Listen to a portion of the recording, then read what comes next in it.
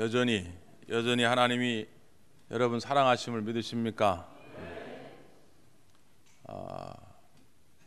이루디아 여선교회가 가정에서나 교회에서나 아주 중요한 일을 많이 담당한 그런 때입니다.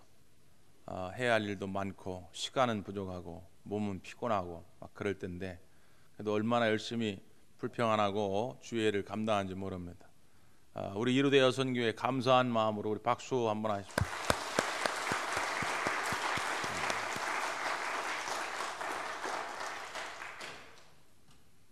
유대인들 유머 가운데 그런 얘기가 있어요. 지혜가 무엇인지 지혜를 찾아 방황하는 한 젊은이가 랍비를 찾아갑니다. 묻기를, 선생님, 솔로몬 왕은 어떻게 그렇게 지혜로운 왕이 되었습니까? 물었어요. 랍비가 대답합니다. 솔로몬한테는 마누라가 1000명이나 있었잖아. 젊은이가 이해를 못하고, 예? 그게 무슨 말씀입니까? 야, 마누라 1000명이 매일 잔소리해봐라. 지혜롭지 않을 수가 있나? 그랬다는 거죠. 우리 이루디아 여선교회 지혜로운 아내들이 되기를 바랍니다. 근데 오늘 나온 조합을 보니까 뒤에서 아무리 공통분모를 찾으려고 해도 찾을 수가 없네. 네? 이렇게 보니까 한 분은 남편이고 이렇게 보니까 한 분은 어떻게 알 수가 없어. 네.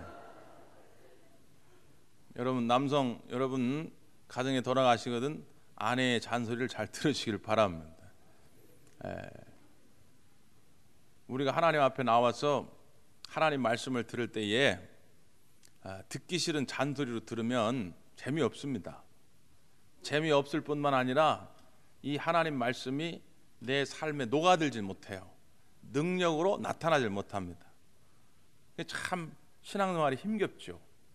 그런데 참 아내가 남편을 사랑하는 마음으로, 또 때로는 부모가 자식을 사랑하는 마음으로 그것이 단순히 잔소리가 아니라 사랑의 음성으로 듣기를 시작하면 그것이 약이 되는 것처럼, 오늘 하나님의 말씀, 하나님의 음성을 나를 향하신 하나님의 사랑의 고백으로 들을 수 있다면 이게 지루하지가 않고 정말 꿀송이보다 더 달콤한 하나님의 음성으로 들려져서 우리에게 큰 능력이 되고 힘이 될 줄 믿습니다. 여러분, 그 퀴리 부인 아시죠? 과학자 퀴리 부인. 그가 어렸을 적에 그런 경험이 있었대요. 자기 친구들 이렇게 물어보면 친구들은 학교 갈 때도 엄마가 잘 다녀와라 뽀뽀해주고, 집에 다시 돌아오면은 잘 갔다 왔니? 또 안아주면서 뽀뽀해주고, 하여튼 틈만 나면 뽀뽀해주고 그렇게 이야기를 했는데, 이 퀴리 부인은 한 번도 자기 엄마가 자기에게 뽀뽀하는 것을 경험해 본 적이 없는 겁니다. 그래서 친구들이 자랑을 할 때마다 퀴리 부인은 자기 스스로 뭐라고 생각을 했냐면, 우리 엄마는 친엄마가 아닐 것이다, 이런 생각을 갖게 된 거예요. 왜? 나를 사랑하지 않기 때문에 다른 친구들처럼 자기를 그렇게 뽀뽀해주고 사랑해주지 않는다 생각을 한 거죠. 그런데 어느 날 그 퀴리 부인의 엄마가 돌아가셨어요. 그때 그는 처음 알았습니다. 엄마가 투병 중이었다는 거예요. 엄마가 결핵을 앓고 있었어요. 결핵을 앓고 있었기 때문에 자기가 딸아이에게 뽀뽀했을 때 혹시라도 자기의 균이 딸아이에게 옮겨갈까 봐 말은 못하고 한 번도 아이에게 뽀뽀를 해주지 못한 것입니다. 그제서야 그 엄마의 사랑을 깨닫고 퀴리 부인이 아주 통곡을 했다는 거예요. 때로는 하나님이 우리를 사랑한다고 말씀을 전하는데 그 사랑의 마음은 깨닫지 못하고 그냥 그 겉으로 드러난 그 형식만 가지고 아주 듣기 싫은 잔소리처럼 말할 때가 참 많습니다. 하나님은 나를 사랑하지 않는 것이 아닐까? 왜 하나님 나한테 이렇게 고리타분한 이야기만 하실까? 할 때가 많아요. 저는 제일 속상한 것 중에 하나가 이 전철을 타고 가는데 젊은 두 여자애가 여대생들인데 막 수다를 떨어요. 여대생 둘이 만나면 얼마나 시끄럽겠어요. 그 옆에 있던 할아버지가 야 조용히 해, 이런 겁니다. 근데 요즘 애들이 할아버지가 그렇게 말씀하면 예, 그리고 말 잘 듣습니까? 안 듣죠. 그 이 젊은 애가 할아버지한테 뭐라 하냐면, 할아버지 우리한테 설교하지 마세요. 아니 왜 다 좋은 말이 많은데 설법하지 마세요라고 한다든가, 뭐 하여튼 강의하지 마세요라든가, 좋은 말이면 돼. 왜 해피면 설교하지 말라고 그런 말을 하냐고. 그러니까 이게 세상 사람들이 이 설교라고 하는 것이 굉장히 지루하고 듣기 싫은 소리를 듣는 거예요. 근데 여러분, 하나님은 여러분을 사랑하시기 때문에 말씀하시는 줄 믿습니다. 구약 성경의 맨 마지막에 말라기서가 있어요. 말라기서는 어떻게 보면 하나님의 잔소리입니다. 그런데 그것이 듣기 싫은 잔소리가 아니라 하나님의 사랑의 마음을 담은 잔소리예요. 그래서 이 말라기서를 그 하나님 마음을 헤아리면서 잘 들으면 우리에게 정말 약이 되고 신앙생활에 큰 힘이 됩니다. 그런데 안타깝게도 이스라엘 백성은 그렇게 듣지를 못했어요. 그래서 말라기 선지자 끝으로 구약성이 끝납니다. 그리고 오랜 세월 동안 이스라엘 백성은 고향을 잃어버리고 나라를 잃어버리고 모진 고통과 핍박 가운데 살게 됩니다. 그리고 한 500여 년이 지난 다음에 신약시대가 시작이 되는데, 신약시대의 시작도 결국은 로마의 압제의 상황 속에서 시작이 되죠. 여러분, 잘 이거를 헤아리셔야 됩니다. 그래서 오늘 몇 주간 말라기서 말씀을 살펴보는데, 마치 정말 깨끗한 거울 앞에 서서 내 몸에 묻은 것이 무엇인가를 한번 이렇게 살펴보는 그런 시간이 됐으면 좋겠어요. 그래서 오늘 말라기서의 말씀을 통해 나를 비춰보고 하나님 앞에 정결하지 못한 것, 정말 하나님을 섬기는 것이 아니라 섬기는 척만 했던 것, 하나님을 정말로 사랑하는 것이 아니라 사랑한 척만 했던 것이 있다면 돌이키고 다시 하나님 앞에 온전히 서는 우리들이 되기를 간절히 바랍니다. 자, 왜 우리가 하나님의 사랑을 종종 의심하게 될까? 당시 이스라엘 백성들도 하나님의 사랑을 의심하게 된 거예요. 말라기 선지자가 활동했던 시대는 어느 때냐면 이스라엘 백성이 바벨론의 포로로 끌려갔다가 돌아옵니다. 주전 586년에 바벨론에서 망했는데 516년, 주전 516년경에 성전이 재건됐어요. 완공됐습니다. 그리고 또 몇십 년이 지났어요. 그러니까 나름대로 이스라엘 백성은 할 만큼 했다고 생각한 거예요. 그럼에도 불구하고 변화가 일어나질 않는 겁니다. 여전히 이스라엘은 바사의 속국으로 남아 있어요. 여전히 압제 가운데 있다 그 말이죠. 모든 것이 부자유예요. 그리고 자기들이 뜻한 대로 어떤 물질의 풍요함을 누리질 못합니다. 그러니까 자기들 나름대로 세운 어떤 기준, 그 원칙에 의해서 하나님이 우리를 사랑하지 않는다고 생각한 거죠. 우리가 그럴 때가 참 많아요. 여러분, 삶의 기준은, 행복의 기준은 하나님께서 우리에게 얼마나 많은 것을 준비해 놨는가, 이걸 정말 제대로 많이 알아야 그때 비로소 우리가 내 삶을 평가할 수가 있어요. 근데 하나님이 나를 위해 준비해 놓은 이 선물의 보따리, 이 축복의 계획을 알지 못한 상태에서 나를 평가하면 나는 굉장히 초라해 보일 수밖에 없습니다. 하나님이 나를 사랑하지 않는 것은 아닐까, 이런 생각을 갖게 되죠. 또 하나는 뭐냐면 비교하는 가운데 하나님의 사랑을 의심하게 됩니다. 마태복음 20장에 보면 어떤 사건이 등장합니까? 포도원의 주인이 포도원 일을 맡기기 위해서 인력 시장에 나가가지고 오전 6시에 일꾼을 부릅니다. 그리고 3시간 후에 오전 9시에 나가서 또 일꾼을 부릅니다. 또 정오에 나가서 일꾼을 부릅니다. 오후 3시에 나가서 또 일꾼을 부릅니다. 오후 5시에 또 일꾼을 부릅니다. 그리고 6시 일을 끝내야 될 때에 그 부른 일꾼들을 다 모았어요. 그리고 약속한 대로 일당을 다 줍니다. 6시에 온 사람이나 정오에 온 사람이나 오후 3시에 온 사람이나 더욱이 오후 5시에 온 사람이나, 오후 5시에 온 사람은 1시간만 일하고 일당을 받은 거예요.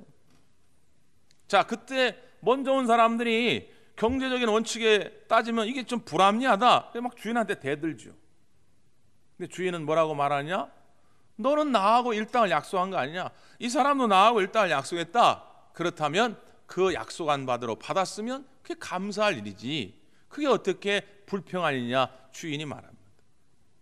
여러분, 오늘 우리가 다른 사람과 자꾸 비교하기를 시작하면 감사가 없어요. 기쁨이 없습니다. 하나님은 저 사람은 사랑하는 것 같고 저 사람은 복 주시는 것 같은데 왜 나만 그럴까 자꾸 짜증나고 불평스러울 수밖에 없어요. 다른 사람 비교하지 말고 그저 나와 하나님과의 관계를 바라볼 수 있기를 바랍니다. 거기에 참 행복이 있어요. 또 하나, 하나님의 사랑은 기다릴 때 완성이 됩니다. 우리가 내일 일을 모르잖아요. 여러분 아시는 분 있습니까? 내일 어떤 일이 일어날지를 우리는 아무도 알 수가 없어요. 하나님만이 아시는 것입니다. 내일 일을 알지도 못하는 사람이 내가 나름대로 1년, 2년 계획을 세웠다고 해서 그게 그렇게 착착 됩니까? 하나님의 계획은 하나님이 정하시고 하나님이 계획하신 때가 되면 이루어지게 되어 있습니다. 믿음은 그래서 기다림이에요. 하나님의 사랑은 기다림 속에 확인되는 줄 믿습니다. 이 세 가지를 잘 하셔야 돼요. 그런데 오늘 말라기서를 읽어가다 보면 이 시대의 이스라엘 백성이 그걸 잘 못한 거예요. 그러면서 하나님 앞에 이렇게 불평합니다. 자, 2절 한번 읽어보면 2절 시작.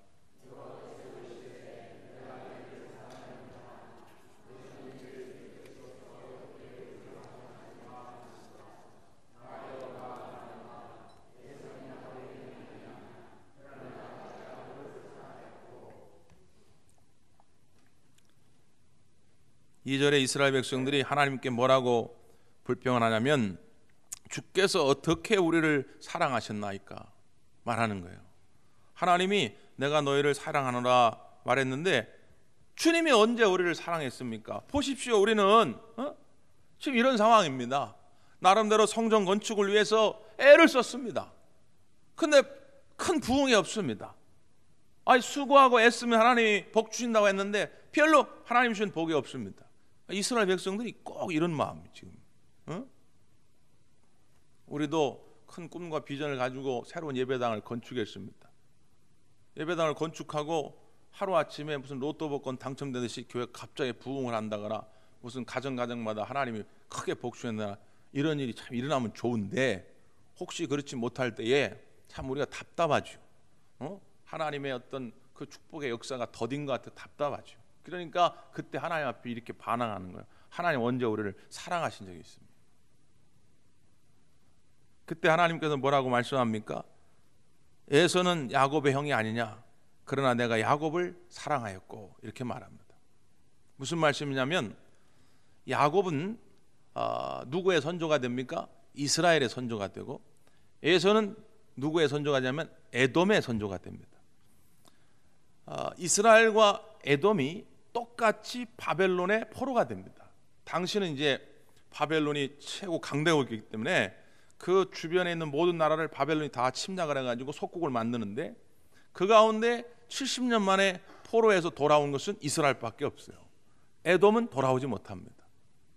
그러니까 하나님 편에서 볼 때 야 에서가 마땅히 형인데 마땅히 장자의 축복권을 받아야 하는데 그 에서가 아니라 하나님 야곱을 택했다. 이스라엘을 택했다. 그래서 그 이스라엘 가문 그 이스라엘 민족을 통해서 메시아의 계보가 나오게 만들고 그 이스라엘을 바벨론의 속국으로부터 내가 자유하게 만들지 않았느냐. 그 사랑을 너희가 왜 모르냐 이렇게 말씀하는 거예요. 근데 이걸 깨닫기가 참 어렵습니다. 왜 깨닫기가 어렵냐면 이 하나님의 사랑은 우리 편에서 보면 잘 이해가 안 됩니다. 하나님 이전에 내가 이러이러이러한 잘한 일이 있었기 때문에 하나님 앞에 이러이러한 업적과 공로가 있기 때문에 하나님 나를 사랑해 주신 것입니까? 그렇다면 하나님 지금은 내가 하나님 앞에 이러이러한 잘못한 게 있기 때문에 하나님이 나를 사랑하지 않는 겁니까? 이게 내 편에서 보면 쉽게 이해할 수가 있는데 내 편에서 보면 이게 하나님 사랑이 다 해석이 안 됩니다. 무슨 말이냐? 때로는 하나님 앞에 내가 잘한 게 없어요. 지은 죄가 많아. 그럼에도 불구하고 하나님은 여전히 우리를 사랑하신다고 말씀합니다. 이사야 43장에 하나님의 사랑을 뭐라고 표현했냐면 내가 너를 지명하여 불렀나니 말합니다. 하나님이 그냥 선택에 지명했다는 거예요. 에서와 야곱 가운데 왜 하나님이 야곱을 선택했는가? 성서학자들이 많이 연구하지만 뚜렷한 답은 없습니다. 그건 하나님의 선택입니다. 60억 인구 가운데 왜 우리를 택했는가? 답이 없어요. 여러분이 하나님을 믿지 않는, 구원받지 않은 그 백성들보다 여러분이 특별히 뭐 잘한 게 있습니까? 하나님 앞에 여러분이 뭐 공로를 세운 게 있어요? 없단 말이에요. 근데 하나님 우리를 택해 주셨단 말이죠. 그래서 이 자리에 앉아 있다. 영생의 삶을 살아가고 있다. 하나님 나라의 거룩한 일을 맡겨서 감당하고 있다. 이게 우리 편에서는 해석이 안 됩니다. 오직 하나님 편에서만 해석이 돼요. 너희들 그거 궁금해하지 마. 뭐 알 것도 없어. 왜? 내가 그냥 너를 지명하여 불렀다. 그리고 뭐라고 말씀하냐면 내 눈에는 네가 보배롭고 존귀하노라 말합니다. 우리가 뭘 하나님 앞에 보배롭고 존귀합니까? 그런데 하나님 눈에는 우리가 그렇게 보배롭고 존귀하다는 거예요. 여러분이 그렇게 사랑스럽다는 거예요. 이 세상을 다 주고도 여러분을 바꿀 수 없을 만큼 여러분이 존귀하다는 것입니다. 그 하나님의 눈으로 보면 그 말씀이 이해가 돼요. 그 하나님의 사랑 때문에 예수 그리스도가 인간의 모습을 입고 이 땅에 오셔서 우리를 위해 죽으셨구나. 그 사랑을 깨닫게 됩니다. 여자분들이 그래서 되게 그런 얘기해요. 나중에 첫 애를 딱 출산하고 고통스럽잖아요. 그 엉엉 울고 말이지 난리가 납니다. 그때 친정엄마가 아이고 우리 딸 고생했다 오면 그때 그 친정엄마를 붙잡고 엉엉 울면서 엄마 미안해. 그동안 내가 엄마 말을 몰랐어. 이제야 엄마 말 알 것 같아. 내 배 아파가 나 봐야 나를 위해 고생한 그 엄마 마음을 이제 아는 거예요. 자식 입장에서는 부모의 사랑을 다 이해할 수 없습니다. 때로는 야 너 공부해. 왜 공부 안 해? 너 그래 어떻게 할래? 잔소리 해야 되죠.